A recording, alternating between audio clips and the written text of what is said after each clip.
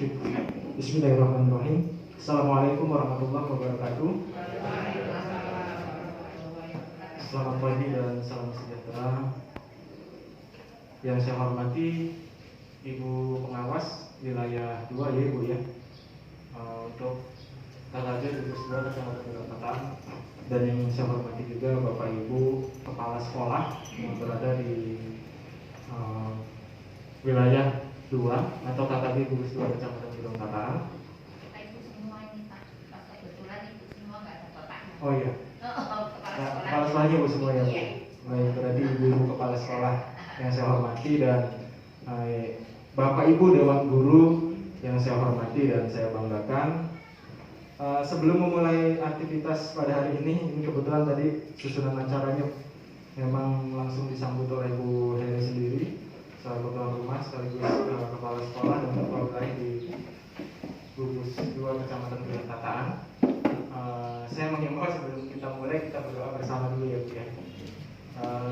Dengan menundukkan kepala, mudah-mudahan aktivitas hari ini berjalan dengan lancar. Berdoa mulai.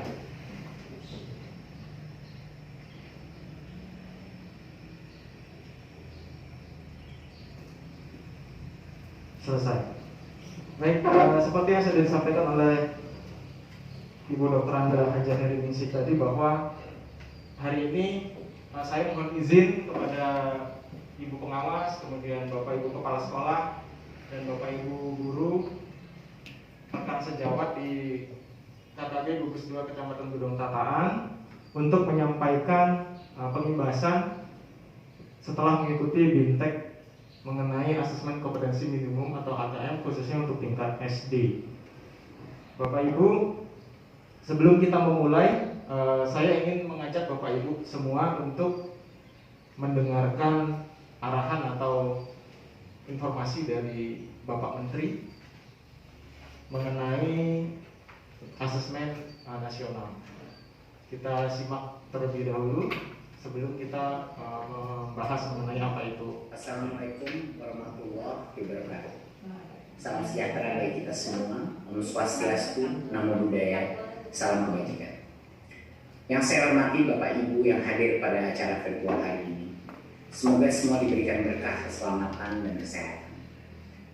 Peningkatan sistem evaluasi pendidikan adalah bagian dari kebijakan Merdeka Belajar yang didukung penuh oleh Presiden Jokowi dengan tujuan utama mendorong mutu pembelajaran dan hasil belajar para murid. Untuk itu Kemendikbud mengeluarkan kebijakan asesmen nasional yang dirancang tidak hanya sebagai pengganti ujian nasional dan ujian sekolah berstandar nasional, tetapi sebagai penanda perubahan paradigma tentang evaluasi pendidikan.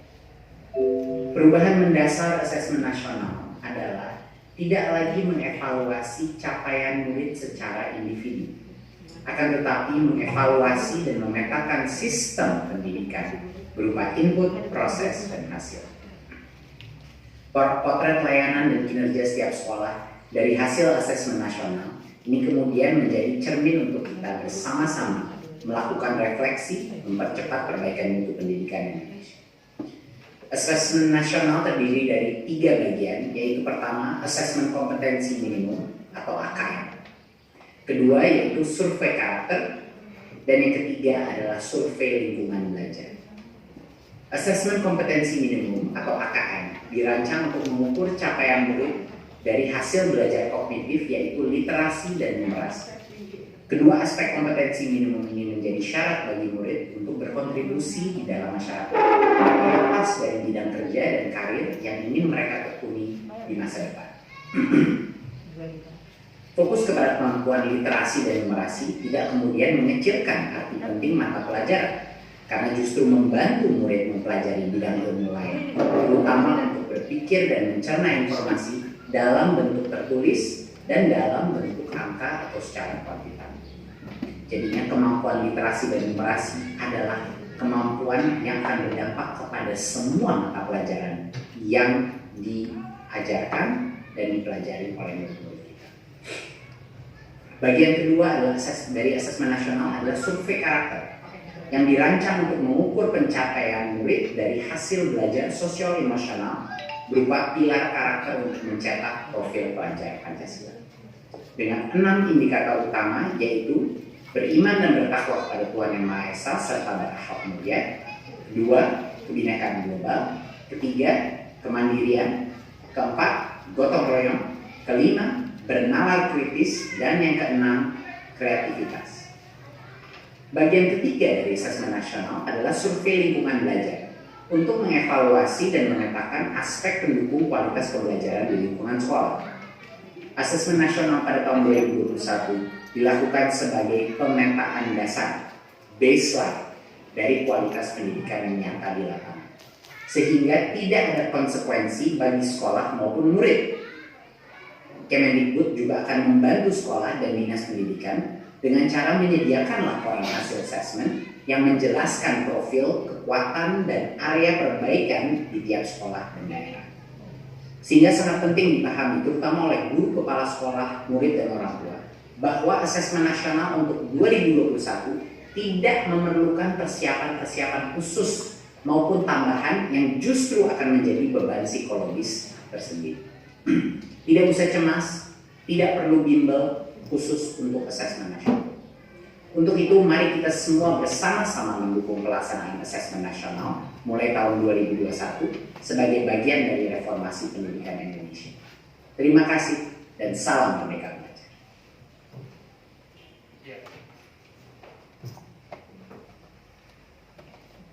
Baik, Bapak Ibu, setelah mendengarkan arahan dari Bapak Menteri, mudah-mudahan kita sudah memiliki gambaran ya secara umum jelas mengenai apa itu asesmen nasional. Nah, kita akan bahas secara rinci sama-sama sekaligus kita sharing dan share informasi mengenai asesmen nasional ini agar kita semua baik kepala sekolah, pengawas atau guru itu mampu mempersiapkan pelaksanaan asesmen nasional ini yang akan dilaksanakan mulai tahun 2021. Kita langsung ke materi ya Bapak Ibu. Mengenai urgensi atau perlunya asesmen nasional. Asesmen nasional perlu dilakukan untuk meningkatkan mutu pendidikan. Keberhasilan sistem pendidikan lebih difokuskan kepada pencapaian kompetensi siswa yang meliputi pengetahuan, keterampilan, dan sikap. Nah, asesmen nasional ini tidak hanya memotret hasil belajar kognitif saja, tetapi juga hasil belajar sosio-emosional, termasuk di dalamnya ada sikap, nilai, keyakinan, dan karakter. Ya, jadi bukan kognitif saja.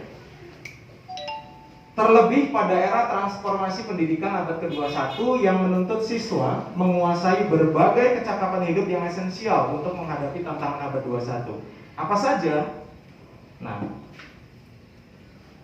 ini adalah kompetensi yang dibutuhkan atau dituntut untuk dimiliki siswa dalam menghadapi tuntutan abad 21. Yang pertama adalah kecakapan belajar berinovasi.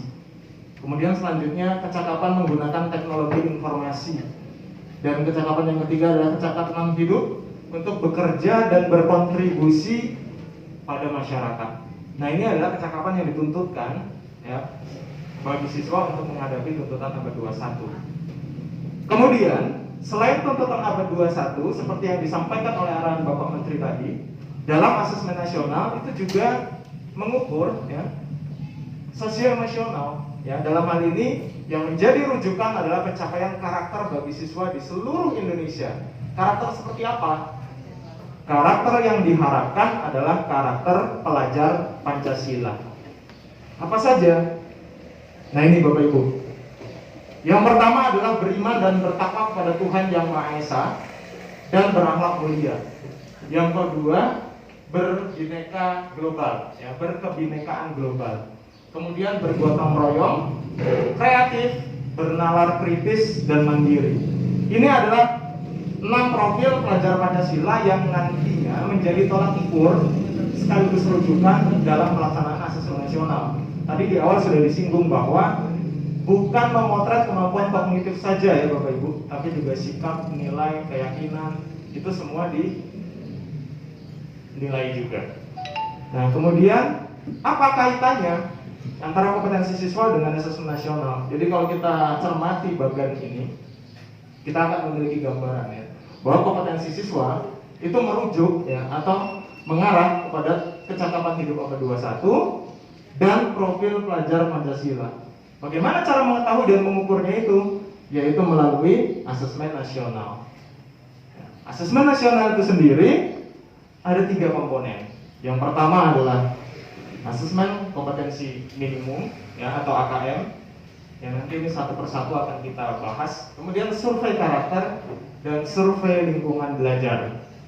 Nah, jadi asesmen nasional itu ada 3 komponen ya Bapak Ibu ya. AKM, survei karakter, dan survei lingkungan belajar. Selanjutnya, nah kita akan bahas satu persatu mengenai konsep asesmen nasional terlebih dahulu. Kita akan coba untuk mengetahui apa itu asesmen nasional, apa tujuan dan manfaatnya, kemudian bagaimana perbandingannya asesmen nasional yang sekarang akan dilaksanakan dengan ujian nasional yang terakhir dilaksanakan 2020 kemarin ya Bapak Ibu ya. Asesmen nasional merupakan program evaluasi yang diselenggarakan Kemendikbud untuk meningkatkan mutu pendidikan dengan memotret input, proses, dan output ya dari proses pembelajaran di seluruh satuan pendidikan. Nah, ini komponennya tadi sudah kita bahas. Asesmen nasional ada AKM, survei karakter, dan survei lingkungan belajar. Untuk AKM itu sendiri nanti ada 2 komponennya, yaitu literasi dan numerasi. Artinya kemampuan literasi, kemampuan untuk membaca, dan kemampuan literasi matematika atau yang lebih dikenal dengan numerasi. Kemudian ada survei karakter. Ini nanti merujuk pada aspek terpilih dari 6 profil pelajar Pancasila yang tadi di awal sudah disebutkan. Dan survei lingkungan belajar. Ini aspek terpilih dari model dan proses pembelajaran yang dilakukan di satuan pendidikan. Kecepatan tidak Bapak Ibu? Oh, gak kelihatan.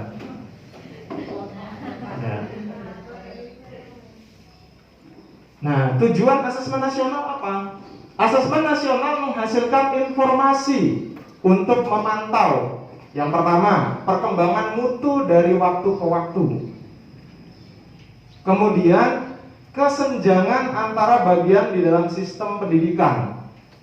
Misalnya di satuan pendidikan, antara kelompok sosial dan ekonomi. Kalau dulu saat diberlakukan pun, ini kesenjangan sosial ekonominya sangat terasa ya Bapak Ibu ya. Contohnya, siswa yang punya latar belakang ekonomi yang lebih mampu, itu biasanya orang tuanya suruh bimbel ya. Banyak sekali bimbel di luar yang dilakukan, kan itu butuh biaya tambahan. Dan yang nggak mampu, jangankan bayar bimbel, mungkin untuk memenuhi kebutuhan sekolahnya sehari-hari aja sudah berat. Nah, dengan asesmen nasional itu nanti dihilangkan ya. Makanya tadi Pak Menteri bilang tidak ada persiapan khusus yang diperlukan, nggak perlu bimbel ya, nggak perlu. Karena itu nanti justru akan menjadi beban psikologis tersendiri untuk peserta didik dan orang tua ya. Kemudian di satuan wilayah antara sekolah negeri dan swasta. Ya dulu di UN, yang waktu UN dilaksanakan, itu kan ada kesenjangan antara sekolah negeri dengan sekolah swasta. Ya kan? Hasil UN-nya dilihat, dipetakan, di ranking habis itu kan, sehingga muncul persepsi dari masyarakat, oh ini sekolah negeri lebih baik dari sekolah swasta, oh ini sekolah swasta lebih baik dari sekolah negeri, dan seterusnya. Kemudian antar daerah ataupun antar kelompok berdasarkan atribut tertentu ya. Dari sekolah dibandingkan, antar wilayah juga biasanya ada pembandingan ya kan. Misalnya Jogja dengan Bandar Lampung dibandingkan ya kan, dan seterusnya. Dari rankingannya dibandingkan. Itu kalau kemarin ya di UN. Tapi di asesmen nasional itu semua dihilangkan ya, karena tidak lagi merujuk ke arah sana. Yang kedua, asesmen nasional bertujuan untuk menunjukkan apa yang seharusnya menjadi tujuan utama sekolah. Apa itu? Pengembangan kompetensi dan karakter siswa. Jadi ini tujuan dari satuan pendidikan itu sebetulnya, ya, mengembangkan kompetensi dan mengembangkan karakter siswa.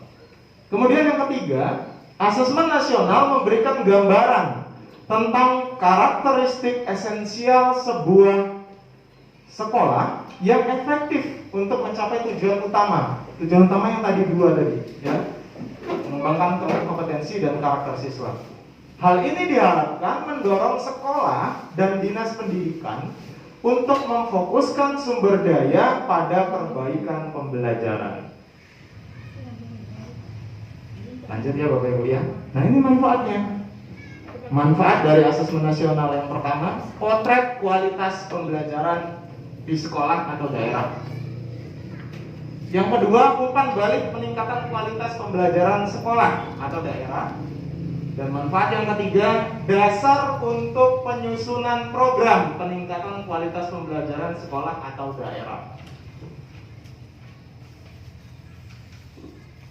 Nah, supaya lebih jelas lagi mengenai apa itu bedanya UN dan AN, Bapak Ibu kita bisa lihat dan cermati tabel berikut ya Bapak Ibu ya.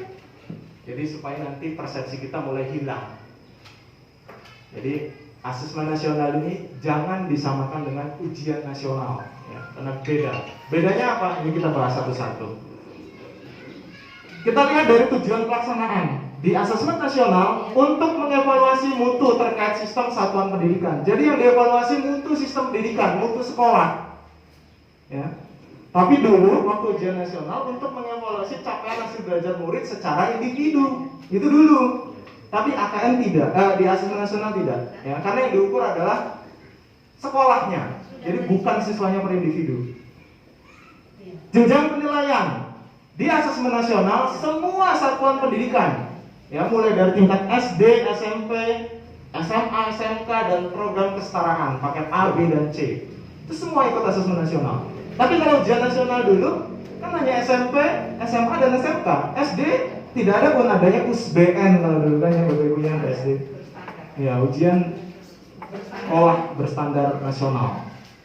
Itu dulu. Tapi kalau sekarang mulai dari SD sampai jenjang SMA atau SMK semuanya ikut asesmen nasional. Level siswa, nah ini yang penting Bapak Ibu diketahui untuk kita semua, ya. Pada asesmen nasional, kelas yang mengikuti asesmen nasional untuk SD itu di kelas 5, untuk SMP di kelas 8, dan untuk SMA di kelas 11, ya Bapak Ibu ya. Jadi bukan di akhir, ya jenjang atau tingkat dari masing-masing tingkatan sekolah itu ya. Kemudian di ujian nasional jelas tingkat akhir pada setiap jenjang, ya kan dulu kelas 6 yang ikut SDN, SMP ya berarti kelas 9, SMA ya berarti kelas 12 gitu di akhir. Tapi kalau ini tidak. Apa tujuannya?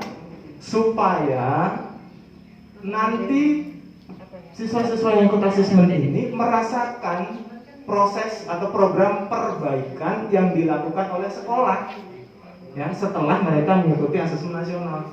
Jadi kelas 5 ikut nih, keluar hasilnya pemetaan mutu ya, bukan nilai ya Bapak Ibu ya, pemetaan mutu dari sekolah itu. Ada usaha perbaikan. Nah, ini si kelas 5 yang naik kelas 6 nanti merasakan usaha perbaikan yang dilakukan sekolah setelah mengikuti asesmen ya.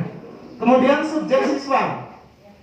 Kalau di asesmen nasional survei ya, siswa dipilih secara acak untuk mengikuti asesmen nasional, ya, dipilih secara acak.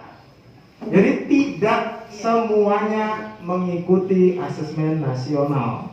Berbeda dengan ujian nasional.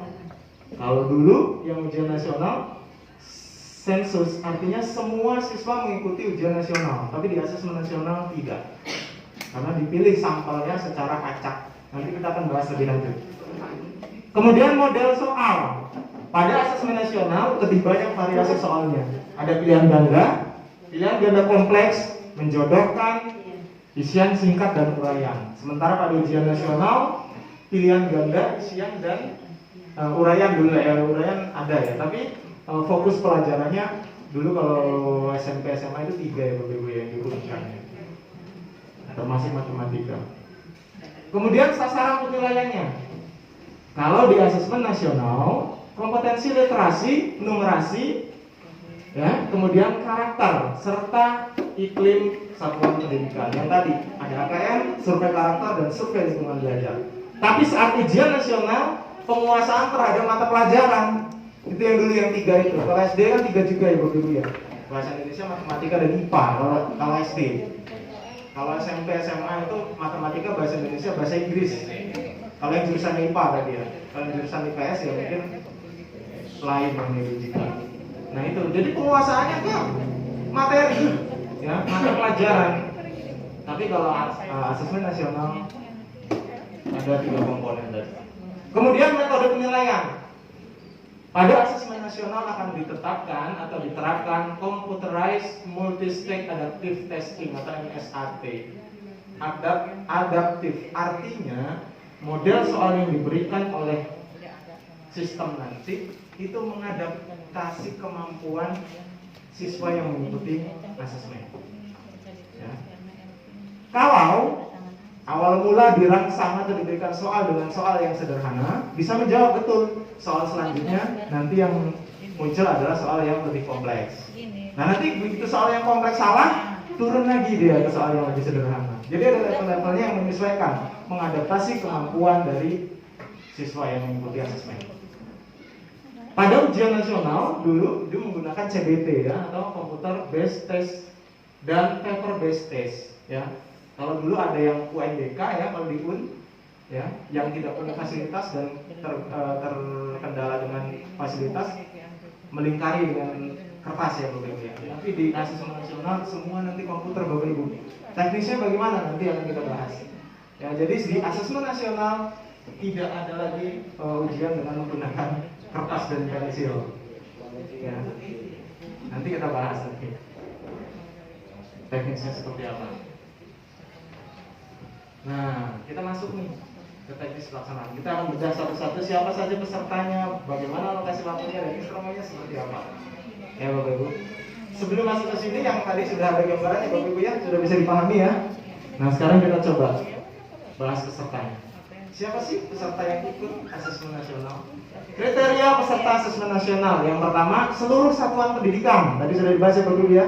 Mulai dari jenjang SD sampai SMA atau SMK, termasuk paket kesetaraannya. Tidak semua murid. Nah, yang perlu diingat tadi betul jenjangnya di kelas 5 ya, nanti dibahas ya. Tidak semua murid artinya diambil secara acak. Ya, disampel saja. Artinya tidak semua nanti ikut asesmen nasional. Ya. Kemudian pemilihan sampel secara acak sudah diambil dari kelas 5 untuk SD, kelas 8 untuk jenjang SMP, dan kelas 11 untuk jenjang SMA atau SMK. Setiap peserta mengerjakan tes literasi membaca, tes literasi numerasi, survei karakter, dan survei lingkungan belajar. Nah, ini kriteria pesertanya. Supaya lebih jelas lagi, nah ini kita bahas di sini. Berapa peserta yang harus ikut setiap sekolah? Untuk tingkat SD dan madrasah ibtidaiyah atau MI, 30 siswa. Untuk SMP, MTS, SMA, SMK, dan MA 45 siswa. Dan jangan lupa Bapak Ibu, asesmen nasional juga diikuti oleh guru dan kepala sekolah. Ya, setiap satuan pendidikan ya pasti satu kepala sekolah ya Bapak Ibu ya. Dan semua guru. Kenapa semua guru? Supaya potretnya nanti lebih akurat. Ya, jadi semua guru ikut asesmen. Cuma nanti kita bahas lagi lebih jelasnya seperti apa. Nah, sekarang muncul pertanyaan. Kalau ada sekolah yang siswa kelas 5-nya tidak sampai 30, gimana? Gimana Bapak Ibu? Ikut semua. Karena itu maksimal kan 30 ya Bapak Ibu ya. Jadi kalau ada sekolah atau satuan pendidikan yang kelas 5-nya di bawah 30, ya udah jadi sampel semua, nggak perlu diacak-acak lagi. Untuk apa diacak-acak? Iya, harus ikut semua kalau di bawah 30. Tapi yang lebih dari 30, nah baru dipilih secara acak. Dan yang pilih bukan sekolah ya Bapak Ibu ya. Nanti yang memilih adalah langsung dari kementerian. Jadi nggak bisa kita tentukan, Budi kamu ikut, Jono kamu ikut, Pak Ijem kamu ikut, gitu kan? Kamu nggak usah, misalnya, nggak bisa. Ya, iya, itu nggak boleh. Karena nanti dipilih secara acak dan bukan sekolah yang pilih. Jadi sistem yang pilih. Siapa saja yang harus ikut. Jadi kita nggak ada bisa setting-settingan Bapak Ibu. Kemudian ini tadi sudah sama dan ini KS tadi sudah sampaikan ya bahwa guru kalau guru semua Semakin banyak guru yang mengikuti di satuan pendidikan itu yang mengikuti asesmen, maka nanti hasil dari AKM-nya akan lebih akurat. Jadi itu. Terus bagaimana pembagiannya? Nah ini, ya. Untuk murid, ya, atau siswa, dia mengikuti semua komponen tadi dari asesmen. AKM dia ikut, survei karakter dia ikut, survei lingkungan belajar juga dia isi. Ya, jadi kalau untuk siswa tiga komponen asesmen nasional tadi mengerjakan semua. Ya, untuk AKM kan ada literasi dan numerasi ya Bapak Ibu ya. Kemudian ada survei karakter dan survei lingkungan belajar. Itu untuk siswa. Tetapi untuk guru dan kepala sekolah hanya mengikuti survei lingkungan belajar saja. Ya, jadi nggak ikut literasi numerasi, nggak ikut survei karakter. Yang ikut itu siswa. Guru hanya survei lingkungan belajar. Nah, hasil dari semua ini nanti kalau AKM literasi, hasil kognitif yang dipetakan. Ya. Literasi dan numerasi, kognitif yang dipetakan. Tapi kalau survei karakter, sosio-emosional yang dipetakan. Nah, survei lingkungan belajar, karakteristik dari input, kemudian bagaimana proses pembelajaran dan iklim pembelajaran di satuan pendidikan itu. Makanya guru harus ikut terlibat dalam survei lingkungan belajar, ya, termasuk kepala sekolah. Sampai di sini bisa dipahami Bapak Ibu? Ya. Kita lanjutkan ya. Nah, ini mengenai alokasi waktunya. Untuk SD, tes literasinya 75 menit. Jadi kita ulangi ya. Untuk asesmen nasional itu dilaksanakan selama 2 hari ya Bapak Ibu ya. 2 hari. Hari pertama untuk SD tes literasi 75 menit. Kemudian 20 menit untuk mengisi survei karakter ya. Survei karakter betul. Nah, hari kedua baru nanti ada tes numerasi alokasinya 75 menit dan survei lingkungan belajar. Ini hari pertama, ini hari kedua. Untuk SD ya Bapak Ibu ya. Nah, ini SMP dan SMA ke SMK. Waktunya agak lebih lama sedikit. 90 menit untuk tes literasi, 30 menit untuk survei karakter. Hari kedua 90 menit untuk tes numerasi, 30 menit untuk survei lingkungan belajar. Nah, ini jadi catatan untuk kita guru dan kepala sekolah.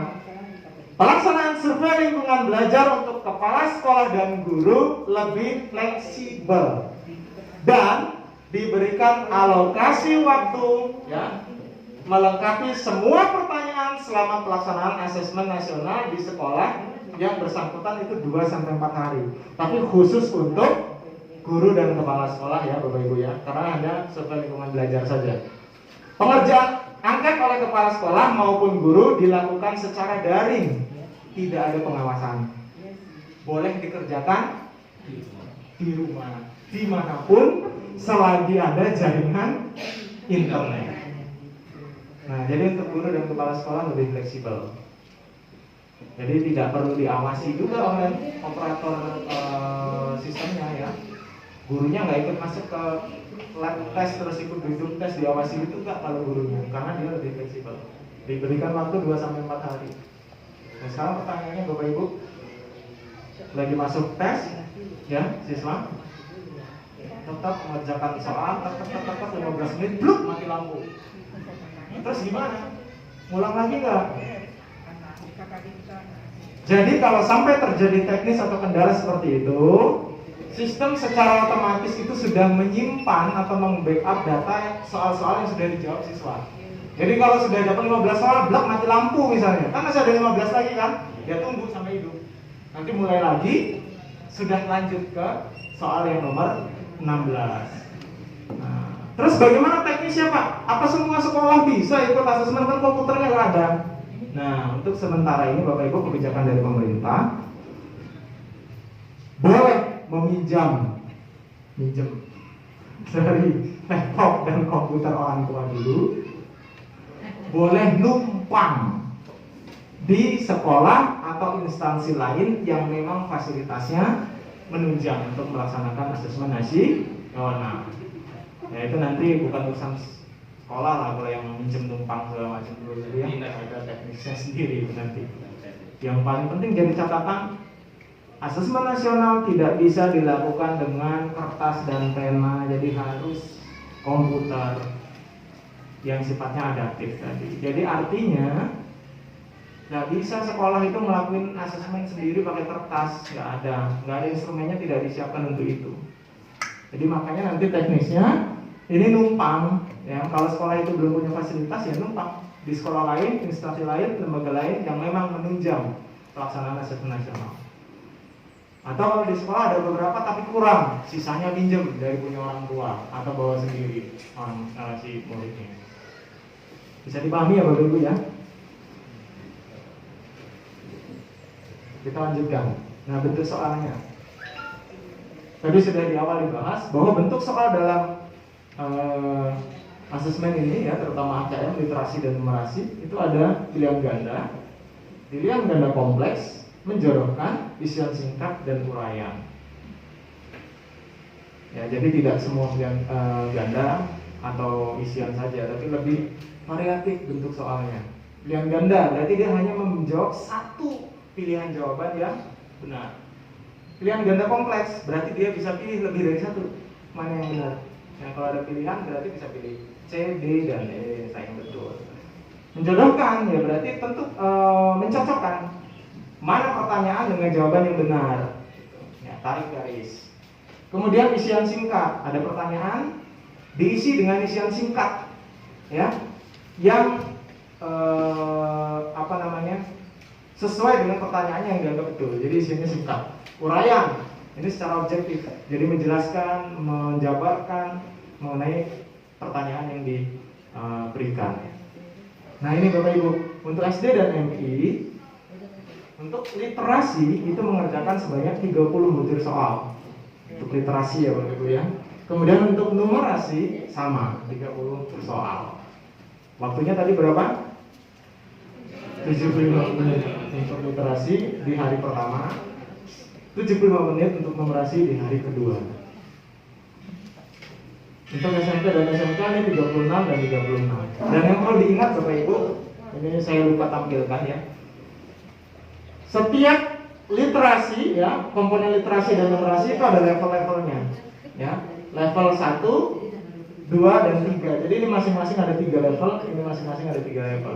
Tapi nanti adaptif tadi, makanya tadi harus disampaikan, kalau anak awal mula diberikan soal yang sifatnya sederhana dan bisa menjawab betul, nanti soal kedua yang muncul soalnya akan lebih kompleks ya, artinya levelnya naik lagi gitu. Nah nanti begitu level ini bisa naik lagi level 3 misalnya. Level 3 salah, grade-nya turun lagi di level 2 dan gitu. Jadi adaptif, menyesuaikan dengan kemampuan yang ikut tes gitu. Karena apa? Karena hasilnya tadi Bapak Ibu bukan memetakan hasil individu, tapi hasil sekolah nanti yang dipotret ya dari sampel yang ikut tes asesmen itu. Kita lanjutkan. Nah sekarang kita akan coba bahas AKM dan implikasinya. Dari tadi ngomongin literasi, numerasi, apa sih itu gitu. Nah, ini Bapak Ibu. AKM ya, atau asesmen kompetensi minimum merupakan penilaian kompetensi mendasar yang perlu atau yang diperlukan oleh semua siswa untuk mampu mengembangkan kapasitas diri dan berpartisipasi positif pada masyarakat. Terdapat 2 kompetensi mendasar, yaitu literasi dan numerasi. Ya, literasi dan numerasi. Jadi kata minimum di situ artinya bukan berarti minim mudah, terus membaca di situ artinya bukan cuma sekedar mengeja, bukan ya Bapak Ibu ya. Minimum di situ maksudnya batas atau passing grade minimal yang harus dimiliki siswa gitu. Jadi nggak boleh di bawah itu. Minimal siswa punya ini nih gitu setelah ikut AKM. Apa itu literasi? Kemampuan membaca ya, atau kemampuan untuk memahami, menggunakan, mengevaluasi, merefleksi berbagai jenis teks untuk menyelesaikan masalah dan mengembangkan kapasitas individu sebagai warga Indonesia dan warga dunia agar dapat berkontribusi secara produktif kepada masyarakat. Jadi tadi kalau kita ada katanya literasi membaca, jangan hanya diartikan cuma baca, ngeja, bukan. Lebih dari itu membacanya. Karena melalui proses membaca itu dia harus mampu mengevaluasi, merefleksikan berbagai jenis teks yang dia baca itu dan mengaitkannya dalam konteks kehidupan nyata. Nah. Komponen AKM literasi membaca ini ada 3 ya Bapak Ibu. Konten, proses kognitif, dan konteks. Kontennya apa? Untuk literasi membaca, konten atau isinya itu teks informasi dan teks fiksi. Jadi 2 ya Bapak Ibu ya. Teks informasi dan teks fiksi.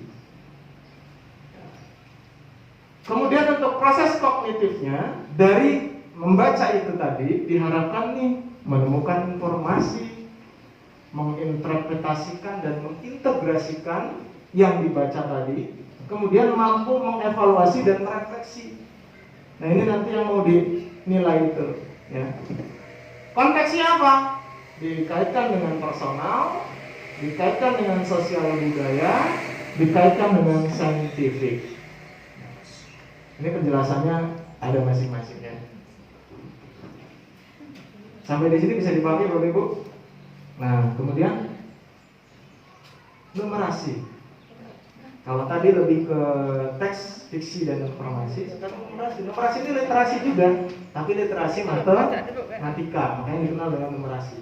Kemampuan berpikir menggunakan konsep, prosedur, fakta, dan alat matematika untuk menyelesaikan masalah sehari-hari pada berbagai jenis konteks yang relevan untuk individu sebagai warga negara Indonesia dan dunia.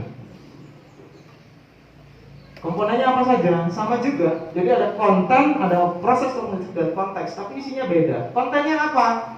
Kalau pada numerasi, kontennya adalah bilangan, kemudian pengukuran dan geometri, kemudian data dan ketidakpastian, dan satu lagi aljabar. Jadi ada 4 konten dalam numerasi itu, Bapak Ibu. Bilangan, geometri dan pengukuran, ketidakpastian data, dan aljabar. Kemudian proses kognitifnya ada pemahaman, penerapan, dan penalaran. Ya, ada penjelasannya. Ya, memahami fakta, prosedur, secara matematika. Kemudian penerapannya mampu menerapkan konsep matematika dalam situasi nyata yang bersifat rutin. Penalaran bernalar dengan konsep matematika untuk menyelesaikan masalah bersifat non rutin. Nah, kita bandingkan sekarang. Jadi tadi komponennya sama ya Bapak Ibu ya. Ada konten, proses kognitif, dan konteks. Ini literasi membaca, ini numerasi. Kontennya membaca teks, informasi, dan sastra. Tapi kalau matematika, aljabar, bilangan, geometri, pengukuran data, dan ketidakpastian. Proses kognitifnya untuk literasi membaca menemukan interpretasi dan integrasi, evaluasi dan refleksi informasi yang diperoleh dari konten yang dia baca. Ya. Tapi kalau numerasi, pemahaman, penerapan, dan penalaran. Kemudian konteksnya sama. Baik literasi maupun numerasi konteksnya sama. Personal, sosial budaya, dan saintifik.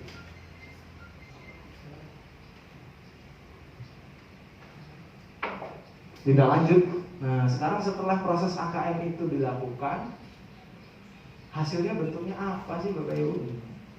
Terus tindak lanjutnya untuk apa gitu. Jadi ingat Bapak Ibu ya, ditegaskan kembali bahwa asesmen nasional tidak menentukan kelulusan siswa. Makanya level tesnya ya tidak seperti ujian nasional. Kalau ujian nasional itu jawab dakdikduk Bapak Ibu, ya kan? Stres, beban psikologisnya tinggi. Salah jawab, nggak lulus kalau ujian nasional. Tapi AKM tidak seperti itu.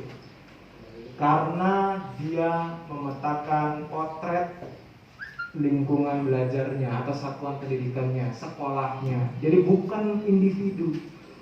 Ya, bukan individu. Nah, terus Bapak Ibu, gimana nanti nentuin nilai lulusan untuk yang kelas 6 misalnya, untuk yang kelas SMP kelas 9 SMA kelas 12. Mengenai penilaian dikembalikan mutlak haknya kepada pendidik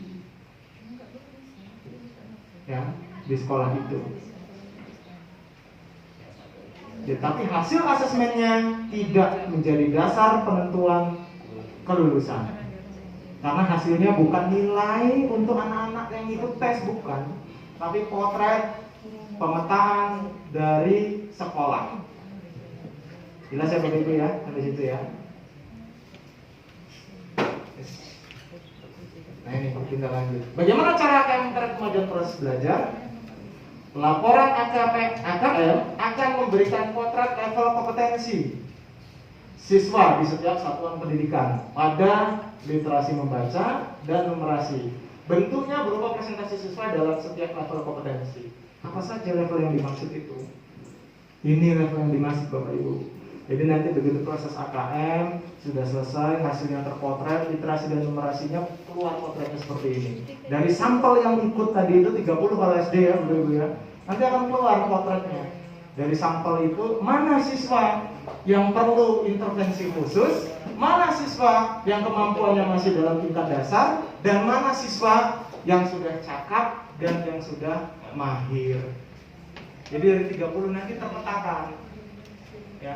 Persentasinya ini masing-masing muncul nanti. Oh, 2% ada siswa perlu intervensi khusus. Artinya ya perlu nih penjelasannya. Murid belum mampu menemukan dan mengambil informasi eksplisit yang ada dalam teks ataupun membuat interpretasi sederhana. Berarti dia butuh pendampingan khusus. Kapan itu dilakukan? Ya dalam usaha perbaikan setelah lapor AKM-nya keluar. Laporan AKM-nya keluar. Dan tadi setelah nanti akan kita bahas ya. Kemudian dasar. Kemampuan kalau kompetensinya masih levelnya dasar, berarti murid mampu menemukan dan mengambil informasi eksplisit yang ada dalam teks serta membuat interpretasi sederhana.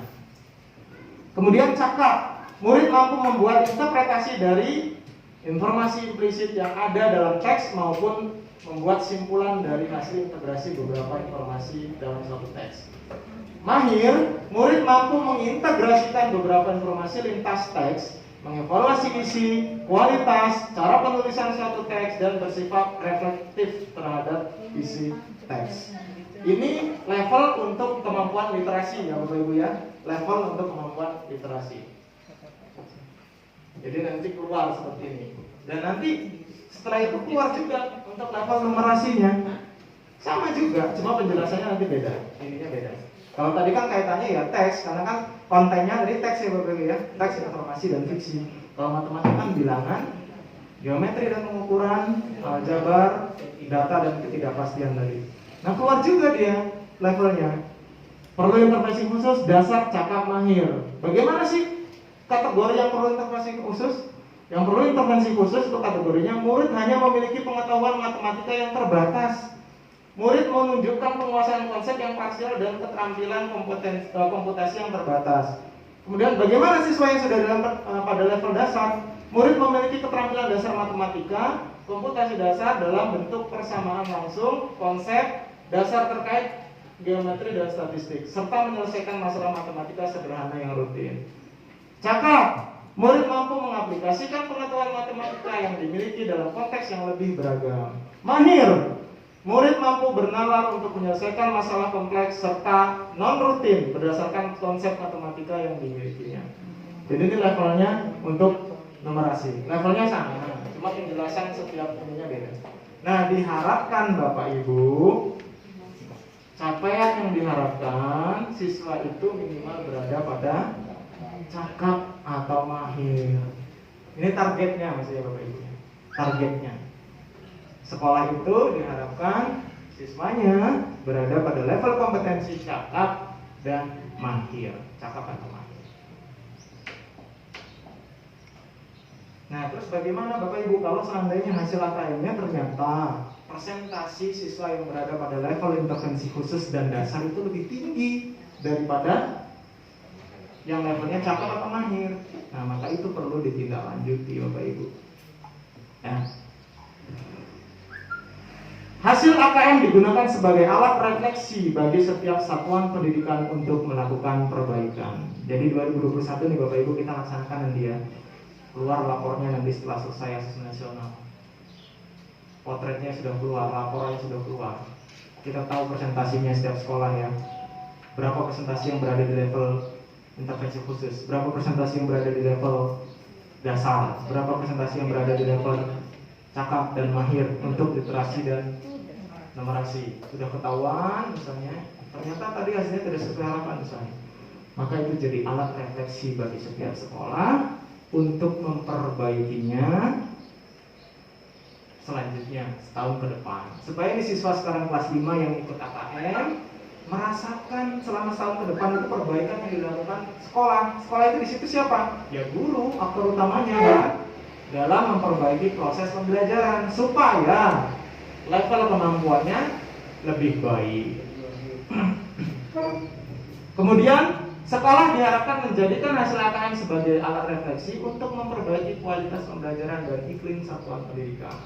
Di sini yang tanggung jawab adalah kepala sekolah dan guru. Yang ketiga, tingkat atau level kompetensi siswa dari hasil AKM dapat dimanfaatkan guru untuk menyusun strategi pembelajaran yang efektif dan berkualitas sesuai dengan tingkat kompetensi siswa.